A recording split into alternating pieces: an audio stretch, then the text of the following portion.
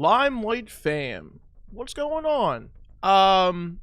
Yep, we're dropping another extra episode this week, which honestly, like, there's so many episodes on the back of my log that I still have to edit. I might just start doing 2 a week just to get them out, because I don't want them to sit too long, because I feel like then they would be irrelevant to what some of the artists are currently doing, because I'm sure when it drops, they actually might be on tour, so I don't want to do that. But yeah, I've been just staying busy. So I had to grab my friend Mike from Convictions to come on the podcast. We go into a conversation with his personal experience with touring with August Burns Red for like 8 days. You know, there's a lot of musicians out there who I'm sure are like, you know, just they're worried about their career or whatever, and you know, they network and this and that, and you know, and things seem like they're not going too well, but all in all, this could just fall right into your lap, like it did for Mike, and I'm stoked for him. We go over the August Burns Red stuff. We go over personally with Convictions, go over his love for movies that he is so passionately interested in, and yeah, I mean, this is a pure example of a very talented musician who puts covers on the internet, starting to get into TikTok now, and really wants to take advantage of his situation, which was to tour with Luhrs Red. Brent gave him a call, you know, whatever time in the morning, and you know, he flew out there to Texas. I won't tell you too much of the story, but I want you to hear him out and tell him and hear his experience, because it's so fucking sick. So Michael from Convictions is going to be coming up right now, and they did not release this recent album from a record label, so we're going to play, and as it's playing right now as I'm talking, it's called The Price of Grace from their album that was released out in May, I Won't Survive. So let's get this interview started. Let's go.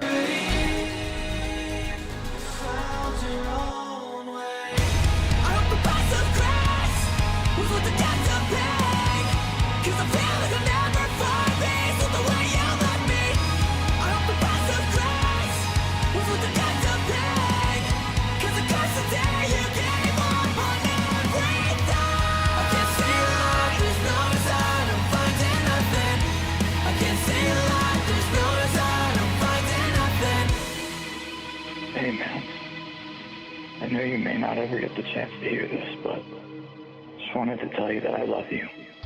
One last time. I've never felt so alone. I don't know why you did it. Didn't you just say something? Why didn't you just warn me? Can't even go back home, because you're not there anymore. You're my brother. I would have done anything for you.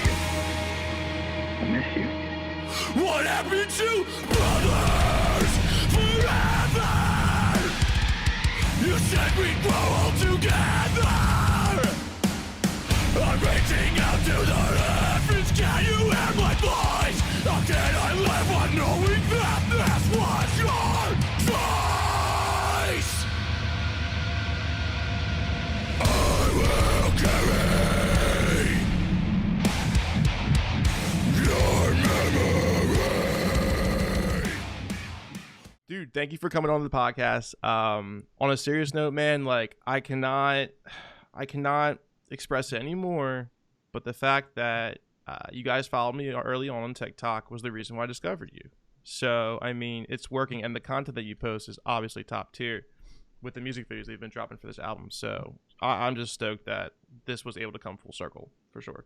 Yeah, I appreciate you having me. I think it's really cool how, like, I guess both of us got connected through TikTok, because this is kind of like the next frontier in social media, and it seems to be really like working for us. So I'm glad that we were able to link up through that. Yeah, I mean, like you said too, because Josh off the record is running that account, and what caught my attention really early on too was not only was the music good because you were dropping this album for 2021, it was the fact that they said in the text, this is how the algorithm picks up our video or something, and this is how we push it. So you know, we have to say this, like blow this song up and stuff. And he wasn't wrong because it reached out to so many people. It's like, that's so smart. Just be blunt with it. Yeah, that was definitely a funny learning curve because, yeah, like Josh, he's kind of the mastermind, and his numbers on his own personal accounts, I think, speak for itself. But yeah, like we were posting these really cringy tags. Like I think one of our biggest videos on there, it's like the header says, "This song is gonna change metal forever," and I was like, dude, like you can't be posting that. I'm like, he's like, no, I know, like it's super cringy, but I think this will definitely get people engaged, and boy, was he right. Yeah. No, he's not wrong. I mean, you know what it is kind of like? Now that like a lot of the alternative music scene and it's been on TikTok for quite some time. I've only been on for a year, but I feel like it's gonna start evolving like Fortnite did, like how everybody like had no idea how the game was to be played. And once everybody starts understanding the analytics like more and more in depth, like people are just gonna be like coming up with like really quick like skits or something, because people even do skits. Oh yeah. Or something like that, like the whole nine. And that's a lot of work. I tell people like I'm creative, but like I don't know if I can just pull out a skit. Maybe I'll film a skit, but I won't be in the skit. Yeah, there's like routines, and like there's a whole world to it. And I'm a boomer or not computer literate like I mentioned earlier, but like yeah, I'm just really caught off guard, and you got to get the hook 1 to 3 seconds, and you got to keep them at the end, wait till the end, and you got to get engagement. It's really funny. Like it's kind of ridiculous because all we ultimately want to do is just play songs on a stage, and you have to go through all these like leaps and bounds and hoops to be creative and interact with the audience. It's something that I'm trying to catch up with. I mean, like I said, I did it. It won't take you long. Like when we were DMing, it won't take you long. It's just something that you have to learn and just get your more self involved with. Honestly, like that was the big thing for me, was like just discovering how am I going to accomplish this niche. But the best thing about it too is like it kind of thrives the Spotify numbers significantly, and I've gotten DMs for it like all the time through the mashups that I make. Like, dude, you made us have like 500 followers overnight. I'm like, that's cool. Like that's my job. You know what I mean? But with Convictions, I don't remember seeing your numbers prior to the TikTok posting, but I'm sure it has helped significantly. And this album, I Won't Survive, first of all, is an absolute banger, but it's not through In Vogue Records. So was your contract up with the label to your prior 2 albums that you had with them? Or like how did that go about? Yeah, so we were originally slated for a 3rd record through In Vogue, but we did some negotiating and ended up buying out of our deal, and decided to go self-release for that album. Cool. Fuck yeah. A lot of bands probably might be doing the same thing around this time of the music industry, because a lot of bands are looking more towards distribution deals than they are with record labels, which is a fascinating shift. Yeah, it's definitely funny. Like coming from my era, which is like MySpace, and like same. Yeah, a little older. The whole idea of like getting signed to a label is like your big break, and now like with like this new crop of bands and this whole industry shifting, like it seems like everyone's leaning towards like DIY and self-releasing and stuff, which even some of the bigger bands that like I follow, they're doing the same. It's pretty wild. Yeah, they're starting to catch on. Yeah. Slowly but surely. I mean, do they really need to be on TikTok? That's the thing too. Like everybody knows who Motionless in White is. Everybody knows who August Burns Red is. Everybody knows who Pierce the Veil is, and they're posting on TikToks and such, and like it's great. They're being a part of the community, and they're being involved too in the comments. Papa Roach, another big one. Simple Plan. But I mean, hey, like that's something that the community has brought together, because it brings people together with good content being pushed to your For You page. Like the craziest thing last year that blew my mind, because I've only been doing it for a year, was that Marshmallow commented on one of my TikToks. Like that's fucking crazy. The fact that I was able to get to his For You page and comment on it, like you just never know. You just never know. Or you have like Anthony Green, dude, like duetting vocals and stuff. Like that's one of the coolest things I've ever seen. Yeah, I was seeing like Fred Durst like commenting on people that my For You page, and I was like, is that really him? Then like I was like, holy cow, that really is him. It's insane. Yeah. Fred, let us tour with you. You know what I mean? Oh my gosh. kind of piggybacking off of what you were saying about like these larger acts jumping on, it's kind of interesting because there's a whole new generation of these younger kids like getting on, and they have no idea who Bring Me the Horizon is and stuff like that. Because I remember their song Throne, I think it was Throne or no, shoot, I can't think of the song title. It's that something from Sepaternal, that album. Yeah, it like caught on, or there was a remix or something, and there's like all these like kids that look like they don't listen to metal, like kids, like young people. Yeah, like teenagers, not even like 13, yeah, and they're 14. like, yeah, and it was just so trippy because they're like, "Who's this band? Like, we just discovered this band, and there's this new band, Bring Me the Horizon." I'm like, boy, you have no idea what you're talking about. Like I know. Should we give you a one-on-one lesson of the whole, Yeah, so it's just kind of funny. I think it's important to try and stay relevant and current. Yeah, it's just it reaches. It definitely reaches, and like to see the concrete numbers like come through and such, it's like, oh, I think we're becoming a more of a DIY situation of a music industry more so than have to being signed to a label, which like there's nothing wrong with being signed to a label because like I'm signed to CI Records. We still have one more album to do on this contract out of Lancaster. Love Jeremy, love everything he's done for us. But people, there are good deals and there are bad deals, and most of the time you want the band to forward some kind of money, put up some kind of money for marketing and this and that, and like that's like the whole group effort of like getting a whole team behind you and such. But like I said, sometimes there's plenty of examples where bands, let's say I think like Killswitch is a good example. Like they had a label years ago and now they're off and now they just do everything themselves. Like why do they need a label? They could just DIY all the press, all the touring, Yeah, it's pretty wild. And considering the fact that you have a tour coming up with the I Won't Survive tour with Earth Groans, Bloodlines, X Wounds. Actually, my dudes from Relics is opening up in Indiana for you guys. So that's pretty cool. You don't? Yeah, they're awesome people. That's awesome. Yeah, they're absolutely talented for an underground band. Like pretty fucking good for an underground band. Yeah, there's been a lot of really cool bands that have actually jumped on for support on this tour, and it's really cool. There's just like this whole underground scene, and some nasty bands are jumping on. It's surprising me. I'm really excited.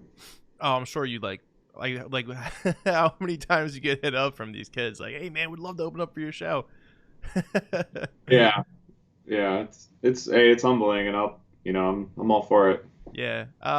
The crazy thing is too, like since you're not on a label, like, it looks like you have a couple of companies you're still working for. I mean, these are definitely some of the other record companies on this bill with the other bands, like with Solid State and Face Down. But is Dynamic your booking? Who's booking this? Yeah. We're through Dynamic. And how did you come to? How did you guys connect with that opportunity? So before Dynamic, we were with APA, which is like one of the leading entertainment agencies like out there. Mm-hmm. And our former agent, he pitched us to them when we parted ways. So it was like a really smooth and natural transition. What's it called? And it's almost 2 months, man. That's a good run. Starting in March 16th to April 10th. How do you feel about getting back on the road with your band to do this?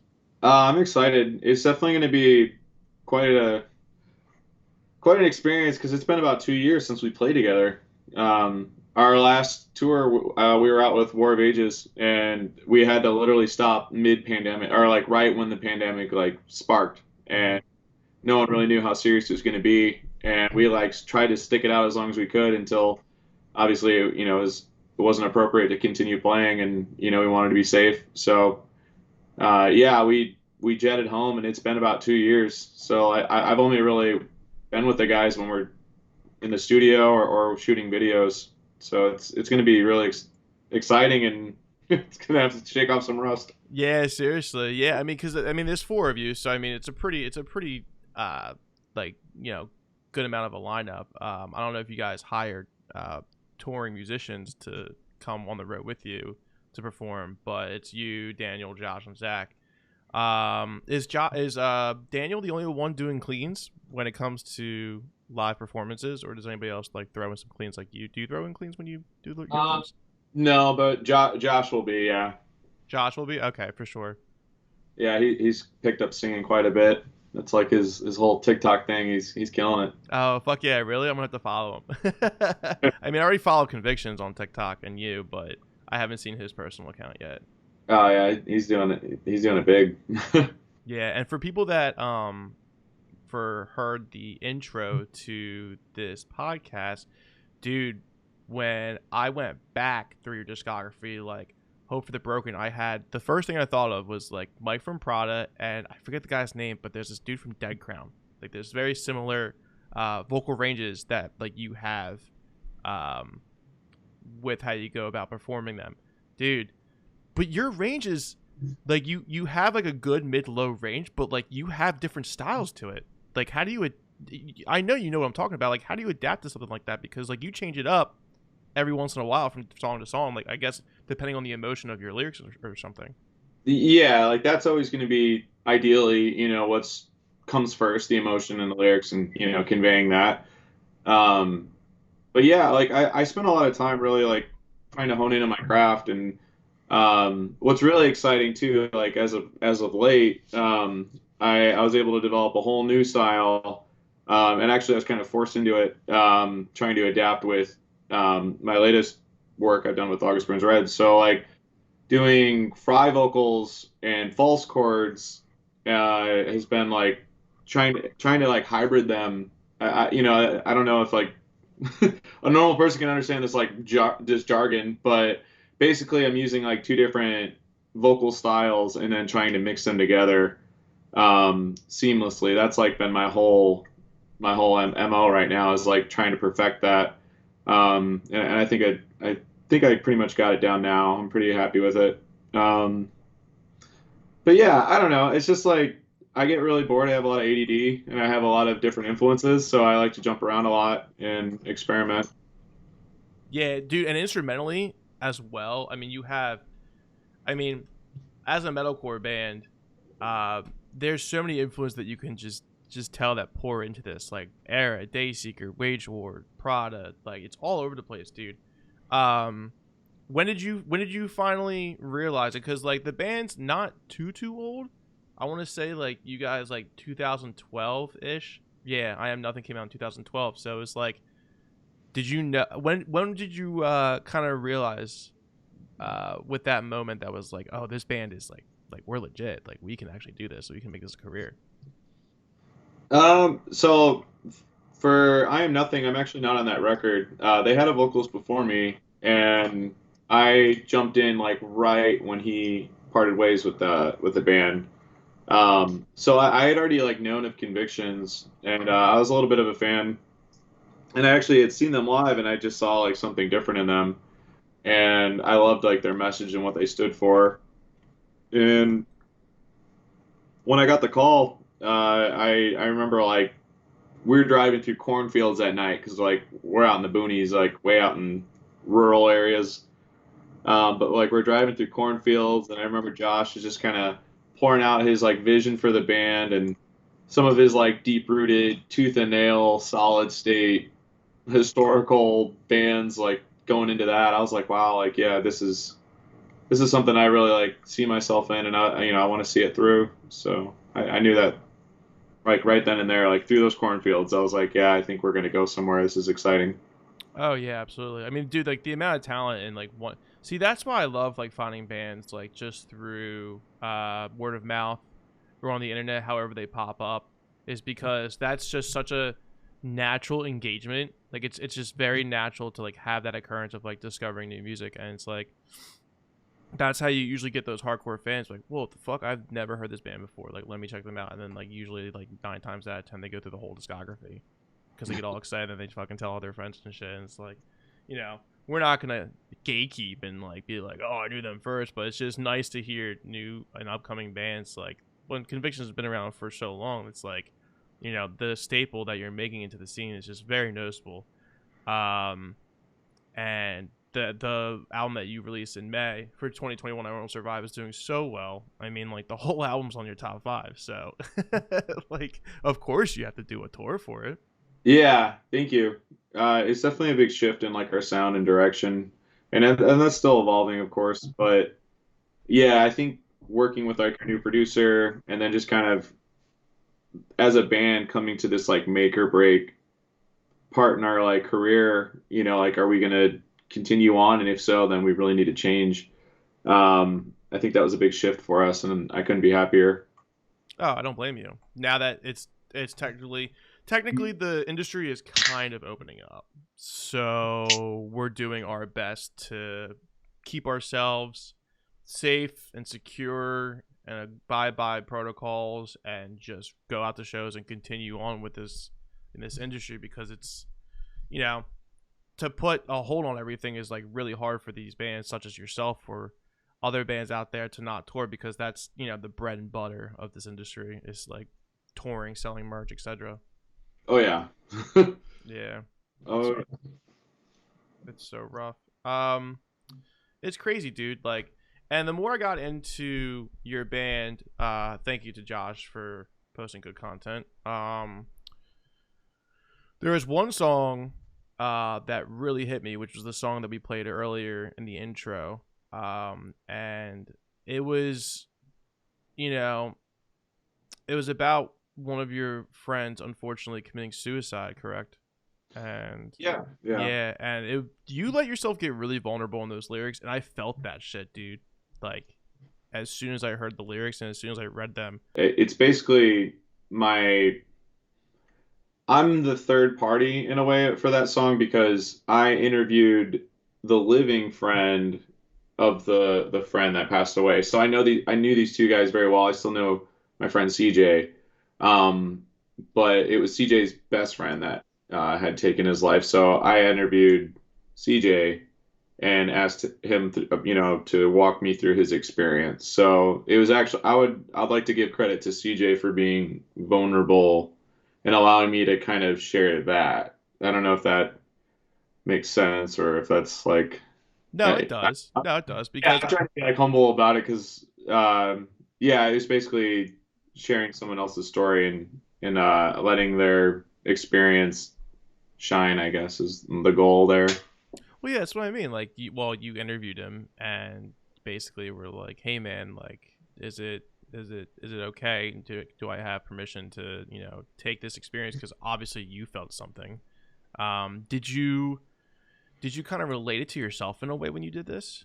Like, is there like a specific person that you related to that you were like, maybe you had in the past one day that almost happened?"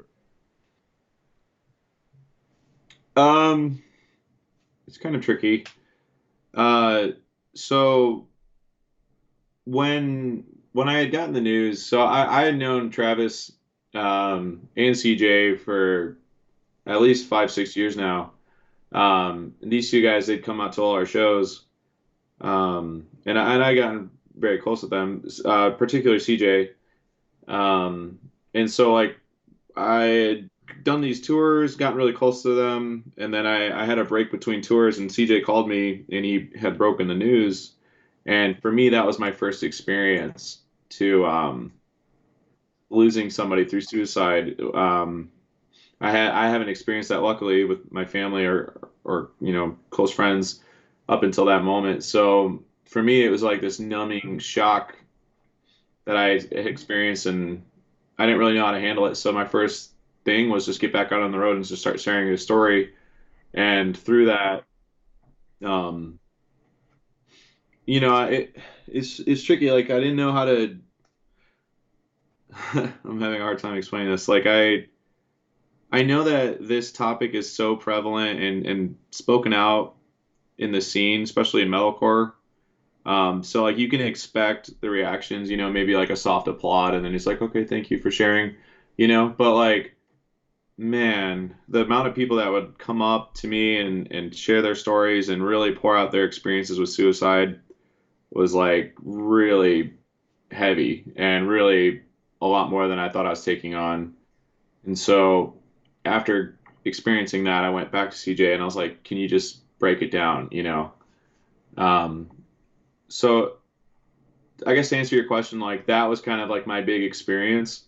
Um, I've also had my own personal experiences with suicidal tendencies, and I've written about that in the past. But through someone else's eyes, seeing like the ripple effect of what hurting yourself will do to the people you love, I thought was really profound, and I wanted to share that. Yeah, I mean that immediately hit me, man, and it takes a lot of courage and strength to go out and sing with something like that, and possibly relate to, which in a sense you just said that you basically have a relationship with it, and I applaud you for that, man. Like, I've never really had conversations with kids coming up after playing shows and sharing experiences like that and such, but I can only imagine, like, you hear it through threads and this and that, and like it's just sad how unfortunately the suicide situation is somewhat common in our daily lives. Even with the pandemic happening and everything, it was like not easy to see those numbers on TV where like those rates are up and this and that. And like we all know the reasons why, like losing jobs and losing family members, and it's hard. Yeah, But it takes a lot of strength, dude. Like that's really fucking awesome that you're able to, you know, speak for, people who need to hear that, because music's a release, man. Like going to these shows and even the aggressive shit, the aggressive music, sometimes we're the nicest people. oh yeah, no, that's I live off that. Like that's my MO. Uh, I think I think music saves lives, and I've been fortunate enough to witness that. And like whether it's somebody just saying something to get attention, which I doubt, and I don't ever really think that, but Right. saying like, oh, like your song, did this and that, like, it's easy to brush that stuff off and be like, oh, like, they're just trying to get attention, or it's just a post on Facebook or whatever. But like, you don't know, and like when you see someone face to face and they really share their heart and their story, like you can see it and you can feel it and you know it. And I've had experience with music too, where it's transformed my life and pulled me out of dark situations. And I mean, I was thinking about that last night, and I was like, wow, like some of my favorite songs and albums, like I don't even really enjoy listening to, but because they were with me through some of my lowest points, I cherish them so much more. So it's, to me, like I wholeheartedly believe music saves lives, and it's one of the biggest reasons why I pursue it in my life, to play Right. it and share it. Yeah. No, I agree, dude. I mean, this is why I do this. This is why I do this podcast. I mean, like, here's a perfect example for me, man. Like, pandemic happened, boom, I lost my job. Guitar player lost his job. Had to like figure shit out. I figured it out. Started a podcast. Started talking. Started this and that. Even though I would like watch these live streams on whatever these bands are showcasing it on, like their website or some other third party website or whatever, like I would buy it and I'm watching, I'm enjoying it, but I'm like, the more of the reasons to support the band during these hard times, more so than like I enjoyed watching it, yeah, for sure, but it's not the same as a live show, like experience wise. No, not at all. um, yeah, it's still something I'm trying to get used to, like watching shows live and like trying to get, or like virtually, and trying to get that experience, because there's just something different. Like I don't want to get all spiritual or like hocus pocusy, but like I really think like there's a big atmosphere shift, like when you really connect with a live act. Like for me, I don't know, it's just something shifts and you can feel it in the room, and it's it can be life changing, it can be memorable, it can be anything. But I have a hard time with that, just seeing it on a screen. But I'm open to it. Yeah, it's not the same, and no, it's not being hocus pocusy, man. It's just like, no, it's true. Like for instance, like my friend bought me a ticket to Neck Deep. Now I think Neck Deep's a good pop punk band, but like they're not, I don't put them on the radio or I don't put them on my Spotify or whatever. And there were a couple other bands that were on that lineup, but there was one point, man, that like, and mind you, we're all fucking strangers in these rooms, and like the PA guy, the sound engineer, just started playing emo music, and everybody's screaming the lyrics to it, dude, and everybody's looking at each other, and grabbing each other's shoulders and shaking each other. I'm like, this is what I'm talking about, man. Like, this is what we fucking need. This connection. Like, Yeah. it's not the same, man. I can't look into a fucking screen and like I'm connecting with the, I'm watching the performance and enjoying the music, and I can, everybody takes into perspective of what they think about the music that other people are writing, but you're not surrounded by other people who are also enjoying it. And like, it is that shift of momentum where like, I think just psychologically, everybody's just on the same level at that point. Yeah. So. Yeah. Amen to that. I agree. It's crazy. Yeah, there's something about it, and I live for it. Like, and when you're, as a vocalist, right, you're performing, like, I don't believe Convictions did a live stream, right? Because I did some searching.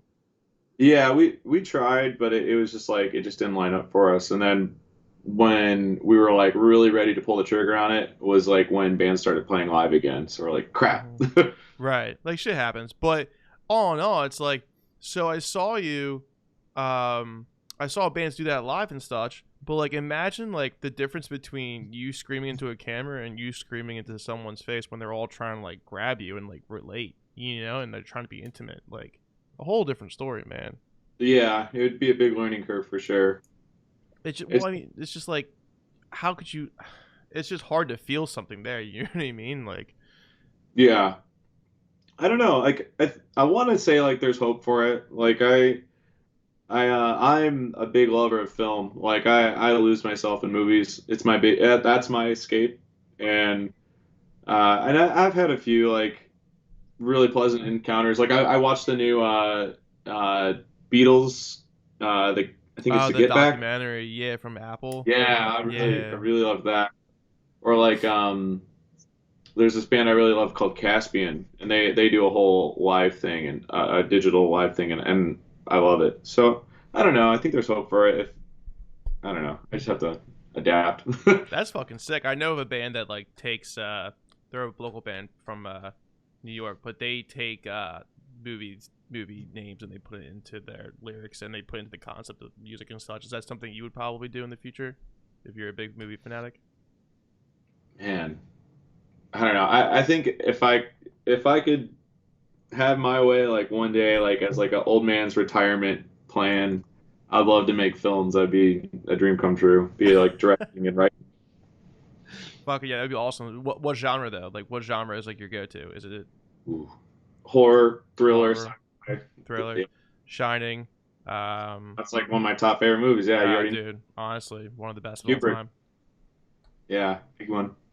That's awesome. Dude, that whole movie was insane. It's insane. Like, Yeah, I'm like passionate about that movie. That's pretty creepy. You got that right on the nose. it's like, well, I think just the way how he portrayed being like psychotic throughout the entire scene, or throughout the entire movie was just like, Johnny's here. Like, it's just fucking, dude. It just, when I first saw it, it blew me away, and the whole Red Rum act, like his murder backwards. I don't know, man. It just like psychologically hit me differently. This is fucking insane.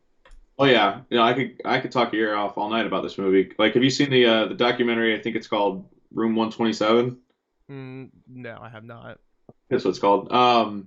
Basically, there's this whole cult following of people that interpret the movie in different ways.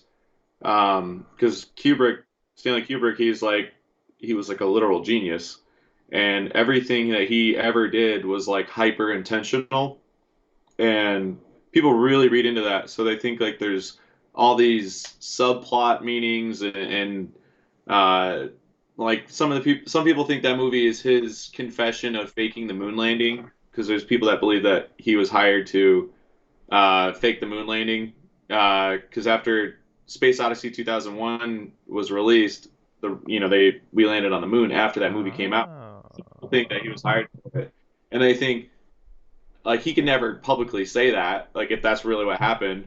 So he made The Shining, and he like leaves little clues in the movie. Like there's so many weird little things like you can put together if you want to go crazy. But Yeah, no, I love that shit. yeah, it's just like fun conspiracy stuff. But I don't know, where there's smoke, there's fire. So I like to look at it that way. It's interesting. Because Yeah. I love the movie. It's like I had a friend that like went through the Da Vinci Code, and I think there was a competition of like trying to debunk all this shit, and like I don't think he ever got through it, but it wasn't easy. But if I can find all those little Easter eggs, I mean, let me get my tinfoil Oh. hat and we can talk about this for the next hour, dude. Because like, you know what I mean? Like, anything's possible, dude. I don't think the moon landing was fake for sure. But when No, you yeah. have but when you have an opposing side that like gives some like interesting, valid points, you're like, it's not. You technically could be right, you know.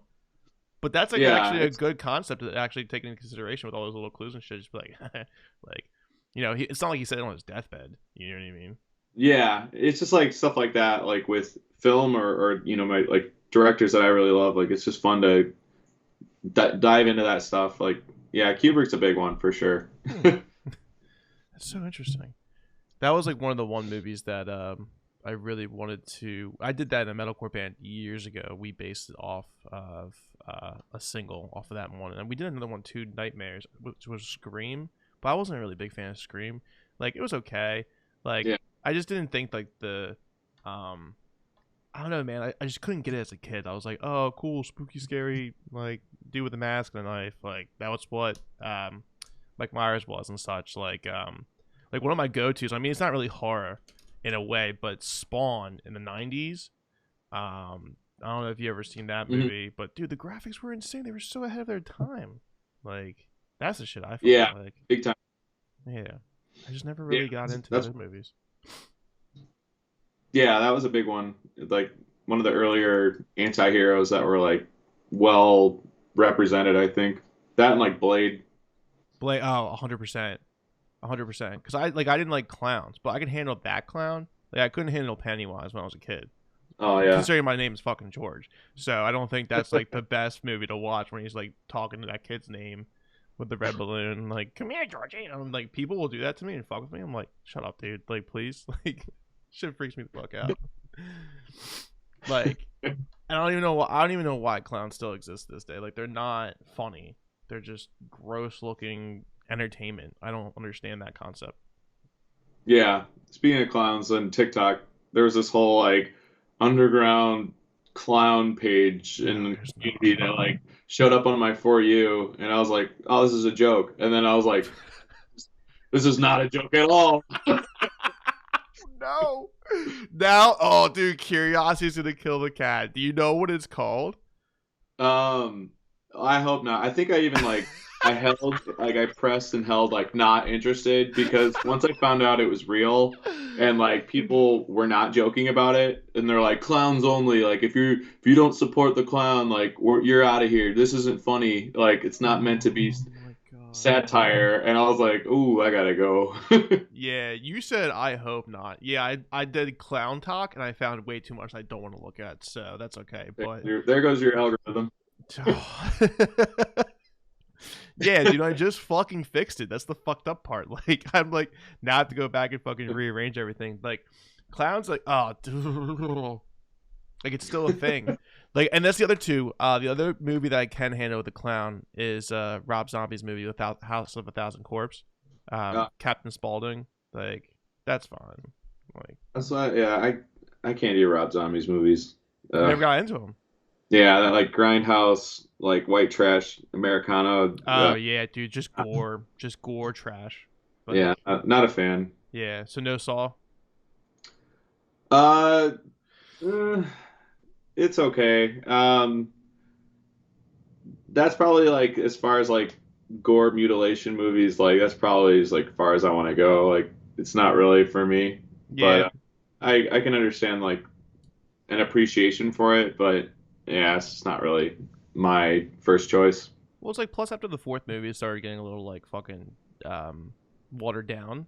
But Yeah. not only that, dude. It's like once you go back and watch those movies, which I enjoy them. I'll watch them around Halloween time and shit. It's like I'm thinking of ways like how they could get out of these fucking things. Like there's a scene Like- where this dude there's a pit of needles and there's a key in there. Right. And he pushes the girl in, and I'm like, why don't you just like make some fucking dumbass shoes, put them on, and then like go down there Yeah. slowly? Why you gotta be dramatic about this? What are we doing here?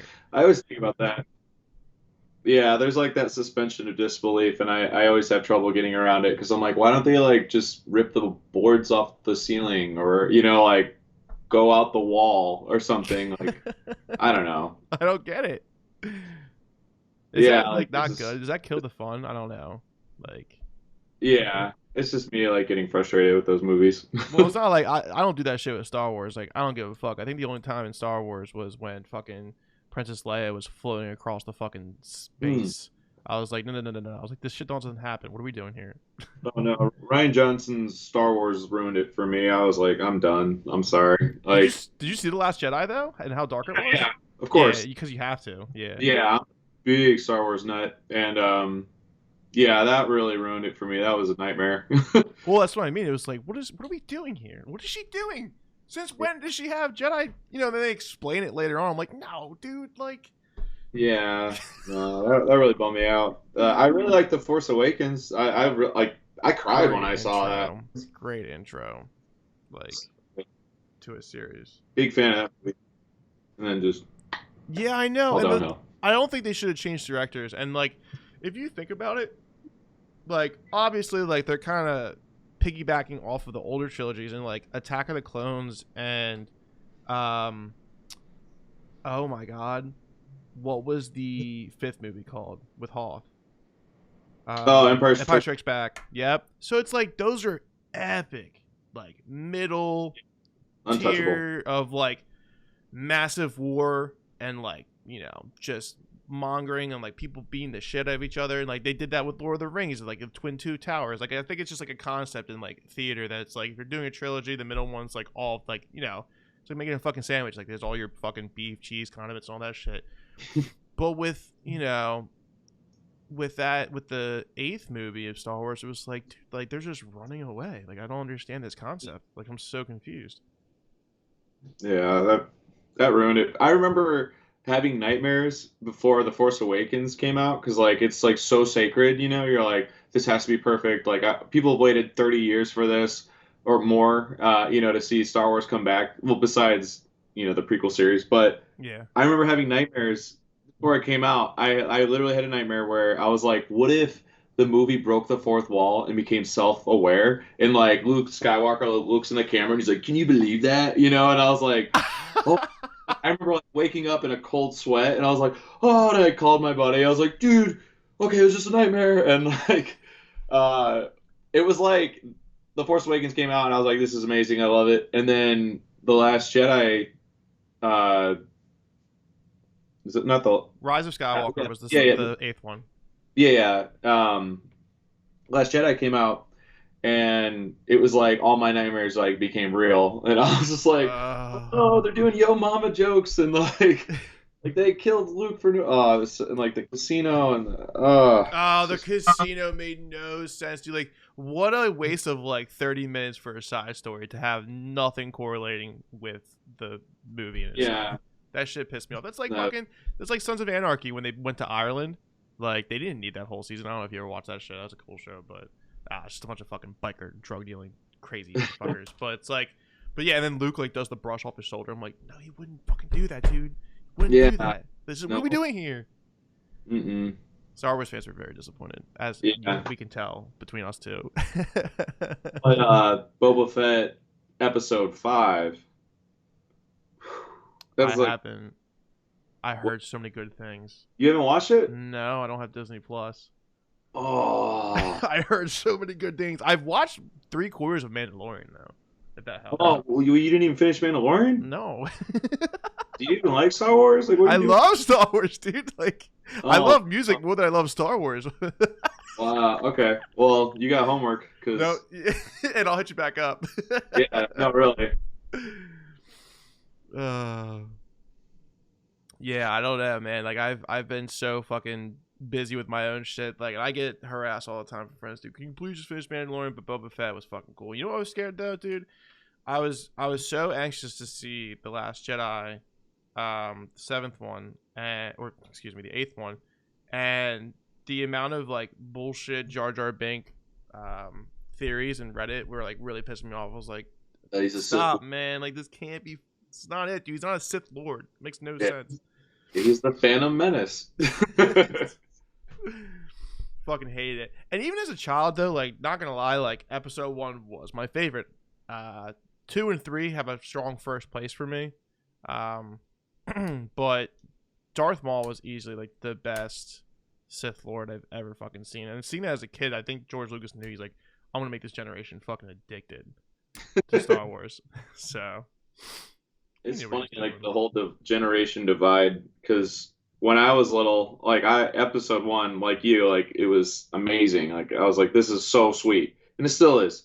Um, but there was like the longest time where like everyone was just taking the biggest crap on the prequels, and and now they're coming around. But I remember like me and all my like elementary, all my like young kid friends, my peers, like we were all like, this is the sweetest Star Wars we've ever been given. And they really need to go back and redo A New Hope and Empire, Return and Jedi. Like they need to redo those because they don't hold up compared to the prequels with all the CGI. And like now I look at it completely opposite. Like it's just funny. I mean, you grow up and you're like, you definitely appreciate those movies, but it's like when you're a kid, it's like, oh, this dude's got two-sided lightsaber, and there's so much battling going on and all that shit. Because like, I mean, Hoth was the only one that really had that prominent war scene, more so. I mean, like, especially, I mean, Endor was a big war scene, but I'm just saying in general for like the meat and beef of the whole fucking trilogy, like Hoth was just one of the most epic battles. Even seeing that as a kid too. I wonder if those movies were PG. Yeah. I don't even remember if they were PG or PG-13. I think they're able to scrape by on PG. I'm pretty sure back then. I know that the parental guidance like standards changed. I think after like the 80s. There's like no blood. I think that was like the go-to. Yeah, that sounds right. Besides that fucking cave mammoth from Hoth, I think there was some blood in that, but that was about it. Oh, the one. Yeah, I don't know if they CGI'd that out or whatever. I can't remember, but I think that was like the only scene that had blood. Yeah, pretty much. Fuck, man. Yeah, and like I think the craziest thing too is when I saw the end of the trilogy and Rey announces she's a Skywalker, and then I saw an article later on in life that they were like, oh, she might not even come on another series if they were to make one. I was like, dude, what the fuck? This is a one and done? Like, now what are we supposed to do? And now they're talking about going backwards to like the old Empire. So that's interesting. Yeah, I'm all for it. I mean, me too, if they could make it fucking awesome. Yeah. Now you gotta watch you gotta just watch Mandalorian and come back to me because it'll change your life. Oh, 100%, 100%. I'll definitely do my homework for you. Besides the other homework that I did about your band. Yeah, man, this album was like absolutely fucking killer. How did you feel about the release for it though when you dropped it in May of 2021? What did you want to finally like get it out to the world and share what you probably had kept in for a while because of the pandemic? Yeah, so there was about a 2-year period while we were writing it. We had like finished like half of it, and then we came back like a year later. So yeah, we were sitting on all that material for a really long time. And that was also our first time releasing a self-release in like, I think it was like 3 or 4 years. So, we were really curious to see like how that would unfold, and it was incredible. And I think seeing all the YouTube reactors and stuff, like there's this whole new shift of like how content is getting distributed through reaction videos and all these people rating it and podcasts like this and stuff. It was so cool because it was like really hands-on, and it was really cool just to see it take off. I was very happy with it.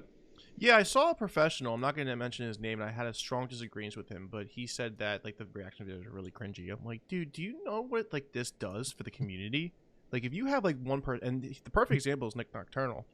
That guy's got a great following. So if he's on Twitch and he's reacting to videos, you're probably having, I think his channel has like 300,000 subscribers. I can't remember, but it's like, dude, you're putting all of that people in front of the eyes and ears of the music video he's playing. So it's like, of course it's beneficial. Like, shit, it might be cringy because maybe a lot of people fake it. It's not authentic, but like, dude, it doesn't matter. You're really, exposing these bands. We could spend like hundreds on like magazine space or, headers and footers of, some random website and reach not even a fraction of somebody like Nick Nocturnal or, someone posting us on YouTube and reacting to it. So like, it's it's like free press, and it's really endearing because we weren't able to play live shows then, and just see people react to it. It almost felt like being at a show. It was really cool. Oh yeah, seriously, dude. The first video I saw of you guys was, well, it wasn't the first video, but your first video on your TikTok is a reaction, and that dude's got a lot of engagement already on his YouTube and his TikTok. Shout out to what is this guy's name? Was it Pastor Rob? No, but that was a cool reaction. He actually did another reaction with him, and I think it's his son. Yeah. That was really cool too. Now there's another gentleman that you guys have. It was the first video. I can't remember his name, but I'll post a tag above the both of us in the edit and just be like, "This is his name. Go check him out." Okay. Because he does a lot of metal stuff. In a sense. Like kind of like Nick Nocturnal does. But yeah, and the guy when he said that, like, and this dude recorded very, very successful bands and stuff. I'm like, dude, I get it. You might be cringe and it might be authentic, but it just really helps the community out. And like, you know, that's just like, there's so many influencers now in the TikTok community. Like the whatever the genre is, that people are sharing like my top 10 favorite bands or this and that. And it's like, and like, you know, when that watch time goes through, it just gets pushed and pushed and pushed, and people discover new music and have a favorite influencer. Bada boom, bada bing. There you go. People know your band. So yeah. I'm all for it. I'm all for it, yeah.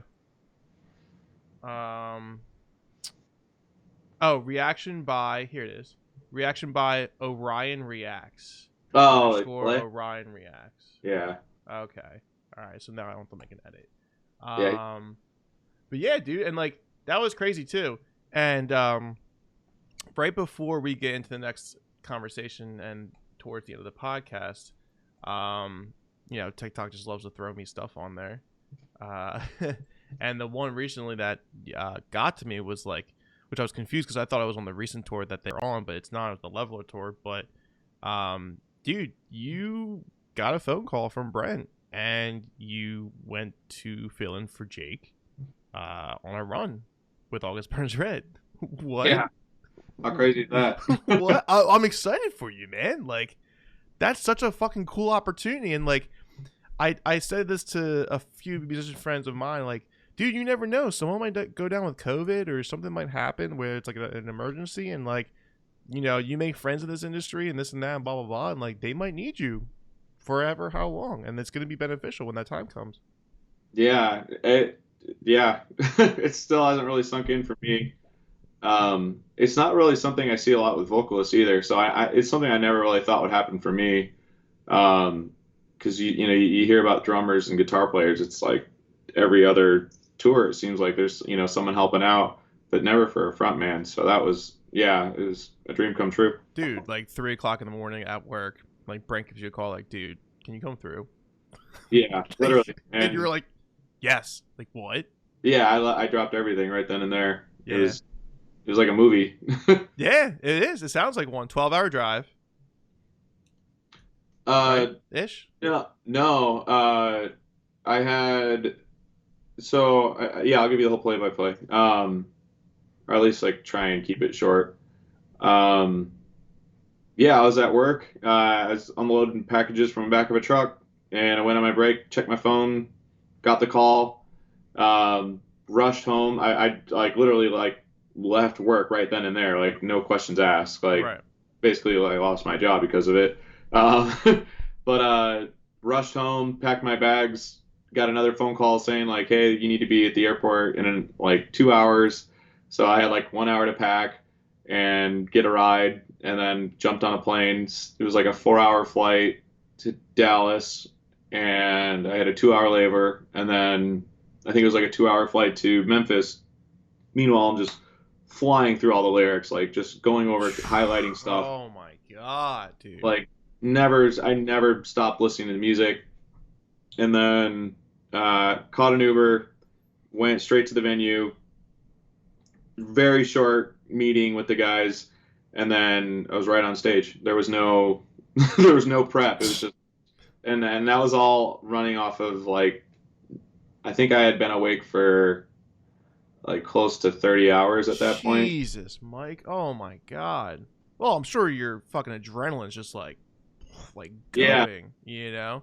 Oh yeah, it was like being in, I don't know, it was like shell shock. I couldn't really feel anything. It was obviously very excited, but it was just like your body kind of taking over for that once in a lifetime moment. You know, you're like, you always might, I don't know, like if you ever wonder like what it would be like to have that, you know, like, Mm-hmm. once in a lifetime opportunity. And there were moments like where I wanted to fall asleep, like while I was on the plane or in the car or whatever. And I would like kind of start dozing, and then like immediately I would just be shocked with electricity. Like, no, like this is your moment, like don't screw this up. So like, yeah, it was a very numbing, primal feeling. But yeah, it was all a success. I was really happy. Oh, dude, absolutely. I'm so stoked for you, and I can only imagine how long it would take for Convictions and ABR to do a tour. So we'll see about that. And then I'm gonna go into this real quick, dude. Like the experience alone just looks absolutely incredible, and I don't know if this was the first show. This was 4. Well, you posted this 4 days ago, but running off that amount of sleep to have that energy to go through a show, dude, is absolutely incredible on your part. Man, thank you. Yeah. Okay, so this isn't the first night that we're watching right here. Um, I want to say I know it's a House of Blues. It could be Anaheim. I'm not 100% sure. I think, yeah, that might be Anaheim. And this was the Leveler 10-year anniversary, so they dropped it like a half step. So, were you able to kind of like improvise a little bit with your range because of that? So the first night that we did was in Memphis, and that was kind of like my practice show in a way. Like obviously like I put everything into that and so did the band, but it was like a smaller venue. It was I mean, for Convictions it's a massive venue. It was like 500. It was like a sold out 500 600 cap room, and they're like, okay, this is your practice show, and then tomorrow we're going to the House of Blues, which is going to be like triple that. So it was so like crazy, dude. Like it's yeah, so surreal. Like I'm so stoked for you. yeah, I just could only imagine the experience, like for real. Oh. yeah. It was just kind of like just I don't know, just keep yourself together, and I mean, do your part. Like um this is what you're made for, I guess. If you really got it, then show it. And that was kind of like my mindset was just like, this is my shot. I'm not gonna crack. Oh, dude, for real. Like, dude, the amount of people there. I wonder who's more swole, you or Jake. Oh, I'm sure Jake is. I've never met him though, so I don't know. I haven't seen Jake in person in a while. I think the last time I saw him was at Launch Conference back in, I want to say 2017, 2018. So it's been a minute since I've seen them play live. But yeah, and I hear so many good things about these fucking dudes and shit. And like in the comments too, like they were like trolling you, like, "Oh, we can't wait to bust your balls" and all this shit. So like, I mean, it must have been cool just bonding with them, even on the downtime, just to hang out and just like, you know, get to know them a little bit more on a personal level behind closed doors and shit, which probably is just so cool. Yeah, it was pretty surreal, honestly. Like I've had posters of them on my wall, like like when I was in high school. So like I've always been a big fan, and yeah, I don't know. It's like the first time I met them was literally like some of them. First time I met them was literally when I walked on stage. So it was just like the craziest feeling, and like shaking their hands. Um, they're like, hey, this, I'm Matt, I'm, so and so, and I'm like, oh, I already know. I already know, yeah, you have to do a proper introduction. I love them. Because I was watching your videos, and there's definitely a good amount of footage out there of you with your vocals and like the live shows and shit. It kind of like, as I'm like listening to it, kind of like reminded me of like how well your range is, considering the fact that like Jake is very very strict when it comes to his lyrics and or his range. But it kind of reminded me of like a Marcus and an Adrian thing from North Lane, like definitely like on the same realm of vocals, but like definitely have different takes with what they do with their fries and all that such. Like it's just completely different. So, which Yeah. it sounded so cool to hear for an ABR like song and stuff. But there were some points where you definitely like hit it perfectly, like how Jake would scream too. So I was like, damn, this dude's just fucking doing what he feels like is natural. Thank you. Yeah, so like I guess like going back to that Memphis show, so the set is 17 songs, so it's like a little over, I think it's like an hour and a half. Mm-hmm. We did the first show and I treated it like a conviction show vocally, so I'm doing, I guess like more or less like false chords, so like lower, grittier stuff. And I hurt myself like pretty bad because I'm not used to screaming that long. I kind of pushed myself pretty hard. So I had like one night to really like figure out, okay, how are we going to do this and be sustainable? So I switched over to Fry, and then I would pepper in my like low, like more gritty stuff sparingly. And I think it actually paid off really well because I was able to sustain it. The reactions were really well. And yeah, I guess you could say it was more of like that North Lane Architects kind of direction. Mm-hmm. I think that was kind of like what I was leaning into. Doing those like really long high screams is very challenging. So yeah, I had to do it Fry, but it's pretty cool. Like being able to like do it at a professional level and like have that feeling like, oh wow, I can really do this. This is incredible. And I guess I am like capable of this. This is great. Seriously, like I said, the adrenaline was probably just rushing through you every show and shit, and like There's some. I couldn't feel my legs some of the shows. That's nuts. It's a weird feeling. So much intimacy too with like the front of the barricade as well is also like pretty cool. Yeah, these that people appreciate the fuck out of you. Like I didn't have an idea that you were on this tour. Like I knew who Convictions was, but I had no idea you were on the Level tour for how many days was it? You said. We ended up doing 8 shows together. 8 shows? It's a lot of shows. Yeah. Yeah, it's pretty surreal. Dude, look at these fucking pictures, man. I mean, they have a light show. Like, I thought We Came as Romans had a good light show, which they do. My God, dude, does August Burns Red have a fucking light show? Yeah, it's incredible.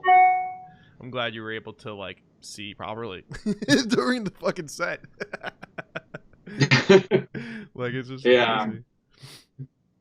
Oh yeah, it was nuts. There was it was just a lot of fun. Like everything was just like so professional and high tier, and playing these venues that I've always dreamed of. It's pretty wild. Like, okay, yeah, that's an old Conviction show, very similar.